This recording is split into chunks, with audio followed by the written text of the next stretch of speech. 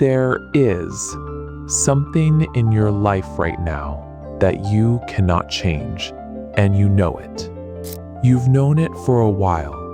Maybe it's a door that closed, a relationship, a career, a version of yourself you thought you were still becoming. Maybe it's quieter than that, a loss that keeps finding you at 2 in the morning, a circumstance that simply will not lift. You've tried everything. You've pushed against it, reasoned with it, distracted yourself from it. You've probably told yourself 100 times that you've accepted it, only to find yourself weeks later fighting it again. This is what resistance does. It doesn't announce itself. It just keeps you spinning. We were taught somewhere along the way that fighting is what dignified people do, that surrender is weakness, that if you stop pushing back against something painful, you are agreeing to be crushed by it. So you hold the tension, you brace, and the thing you're bracing against, it doesn't move, but you do. Your energy goes, your peace goes, your capacity for everything else, for joy, for presence, for the life that's actually in front of you, slowly leaks out through the one wound you keep pressing. Here's what no one tells you. Resistance isn't neutral. Every ounce of force you direct at what cannot be changed is an ounce taken from what can. There is an old Chinese proverb. It is brief, the way the most honest things tend to be. What you can't avoid, just welcome it. Not endure, not tolerate, not survive, just welcome. That word is doing enormous work because there is a universe of difference between grinding your teeth and opening your door. Most people hear acceptance and think it means going limp, giving up, becoming indifferent to your own suffering. That's not what this is. Think about what it actually means to welcome something. When you welcome a guest, even an unwelcome one, you are not pretending they're pleasant. You are choosing to be present with them. You're making room. You're refusing to let their arrival destroy the household. This is not passivity. It is a kind of intelligence. The branch that bends under snow doesn't break, not because it's weak, but because it understands at some level that survival sometimes means yielding. The person who welcomes what cannot be avoided doesn't stop caring, they stop warring.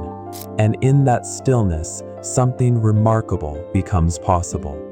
Think about what you could do with the energy you're spending on resistance.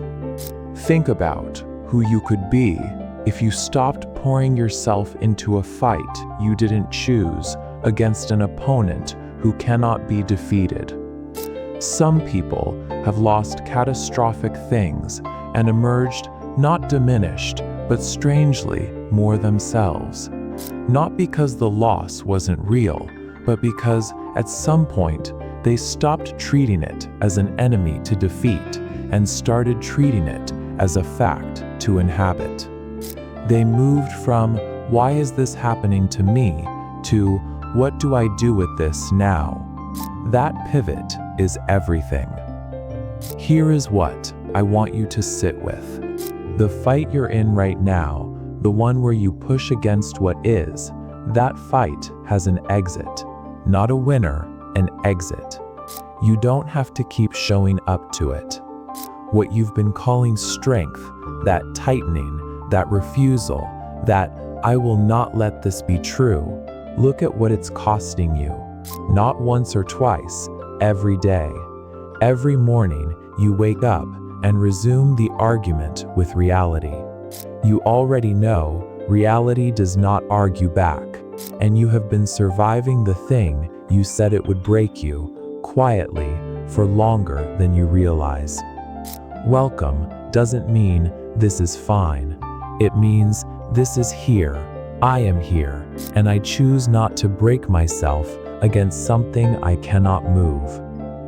There is a particular kind of quiet that comes to people who have truly stopped fighting what cannot be changed. Not the quiet of defeat, the quiet of someone who has finally set something down that was never theirs to carry forever. You might call it peace, but it's more specific than that. It's clarity. It's what becomes audible when the noise of resistance falls away, and you can hear, for the first time in a long time, what you actually want. The proverb doesn't promise that the thing you're welcoming is good. It doesn't tell you it will be easy. It offers something far more useful, the reminder that you have a choice in how you receive what you cannot refuse.